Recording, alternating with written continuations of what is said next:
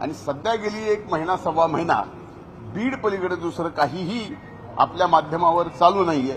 म्हणून माझी आपल्याला हात जोडून कळकळीची विनंती आहे, या माध्यमांच्या बाबतीमध्ये सबंध बीड जिल्ह्यामध्ये लोकशाहीचा चौथा स्तंभ म्हणून जो मान आदर, जो रुतबा आजही आहे, ते कुठेतरी हळूहळू कमी होत चाललं. एक एक एक एक एक एक मला पूर्ण बोलू द्या आता.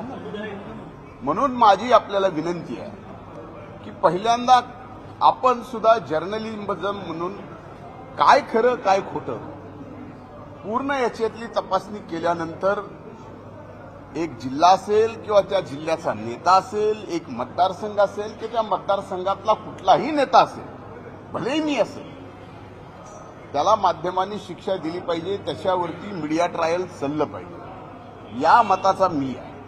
पण ज्या संतोष देशमुखची ज्यांनी निर्गुण हत्या केली त्या हत्येकरांना फास्ट ट्रॅक कोर्टामध्ये नेऊन फासावर घातलंच पाहिजे.